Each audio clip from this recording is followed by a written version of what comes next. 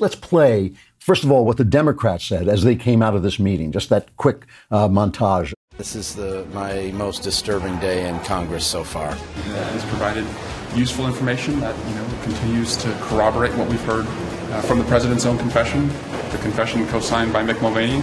So this is the smoking gun they're looking for. Now, here is the way the anchors on the mainstream media played this story. Today, Democrats called it the most damaging testimony to date against the President of the United States.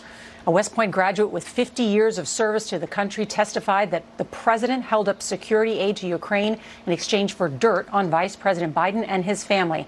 And behind me on Capitol Hill, that diplomat, Ambassador Bill Taylor, is still testifying. We begin with what the Democrats tonight are calling the most damaging testimony yet in the impeachment inquiry. Some Republicans concerned tonight, too. What the top U.S. diplomat to Ukraine said today about President Trump and about that money withheld from Ukraine.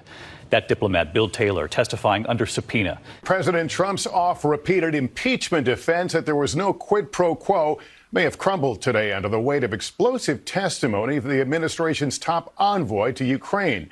William Taylor reportedly describing to House investigators what he says the administration dangled in order to nudge Ukraine into announcing politically charged investigations. Unbelievable bias, right? They all have behind them the words explosive testimony. This is Democrat leaked information. You didn't hear the cross-examination. You didn't hear the questioning by the Republicans. You didn't hear other people who have disagreed with what he just said. None of that has been released. They only release what they want.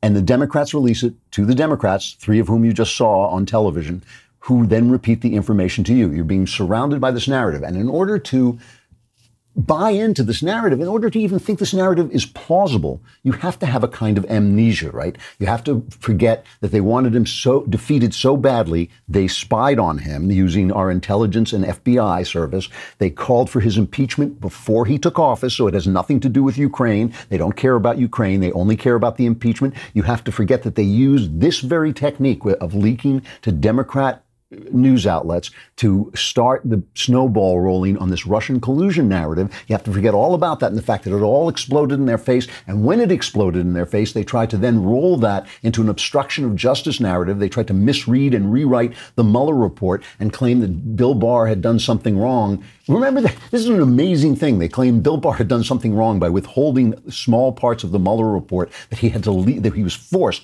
legally to withhold. Oh my goodness, the fact that the people have a right to know, and they're behind closed doors leaking the information they want. You have to forget all that. They are depending on you being an idiot, all right? They're depending on you being they're depending on you being a character from some like old thriller where the guy wakes up and doesn't remember who he is, right? And there's a dead body next to him. That's what they're depending on you being like. Oh yeah, I forgot all about the other impeachment narratives. They're all gone. And now this one must be really, really important. Well, John Radcliffe was one of the guys who cross-examined the ambassador, and he went on with Marsh McCallan and talked about what happened. This is his first cut. Well, I read that testimony that you're talking about, his opening statement, and, there were some things in there that I think provided greater detail than we had seen before from some other career diplomats. Mm-hmm.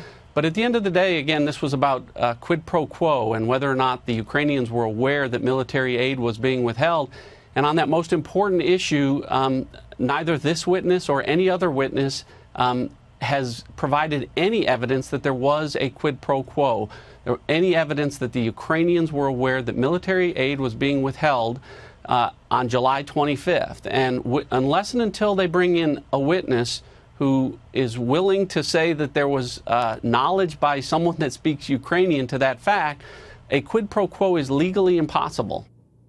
So he's saying this isn't explosive testimony. Hey, and listen, if we had been able to see it, we could have made up our own minds. That's what the Democrats don't want to happen, because it happened before during the Russian collusion thing, and it didn't work out well for them. It happened during their attempt to claim obstruction of justice. That didn't work out well. So they're making sure that you will be taken out of the process and only their fantasy will enfold you. That is what they're trying to do. And I'm seeing, mostly never Trumpers, but some right-wing writers who are saying, oh, they're wiping their brows, they're clutching their pearls. Oh my goodness, this explosive testimony, because they're wrapped up in this narrative. Everything is tickety-boo, including the massive growth of the Daily Wire YouTube channel. Be sure to hit the subscribe button and catch all our future videos right here on YouTube.